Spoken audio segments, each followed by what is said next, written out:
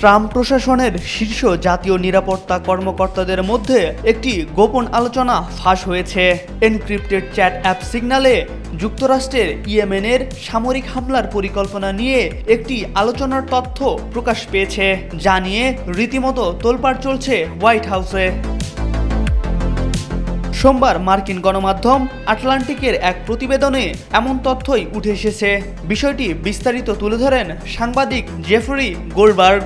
তার তথ্য মতে গত 11 March national security adviser Mike Waltz তাকে সিগন্যালে একটি কানেকশন রিকোয়েস্ট পাঠান। শুরুতে তিনি এটিকে ভুয়া মনে করলেও পরে বুঝতে পারেন ভুলক্রমে তাকে সেই চ্যাট গ্রুপে যুক্ত করা হয়েছে।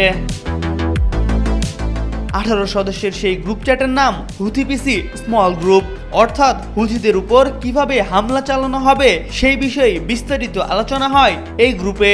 যুক্তরাষ্ট্রের ভাইস প্রেসিডেন্ট জেডি ভ্যান্স, পররাষ্ট্রমন্ত্রী মার্কো রুবিও, ডিফেন্স সেক্রেটারি পিট হেগসেথ, গোয়েন্দা প্রধান তুলসি গ্যাবার্ট সহ ট্রাম্প প্রশাসনের উচ্চপদস্থ কর্মকর্তারা এই গ্রুপে যুক্ত ছিলেন।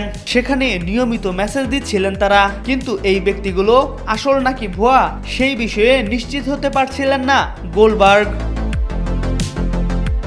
এক পর্যায়ে পিট হেগসেথ হুথিদের উপর কিভাবে হামলা চালানো হবে ও কারা সেটি পরিচালনা করবে সে বিষয়ে একটি বার্তা দেন। হেগসেথ যেভাবে বার্তা দেন একদম সেভাবেই ইয়েমেনে হামলা পরিচালনা করা হয়।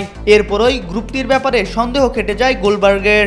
নিজের প্রতিবেদনে কর্মকর্তাদের নাম ও মেসেজ প্রকাশ্যে আনেন তিনি। এ ঘটনায় ডেমোক্রেটরা তো বটেই, রিপাবলিকান নেতারাও সমালোচনা করেছেন।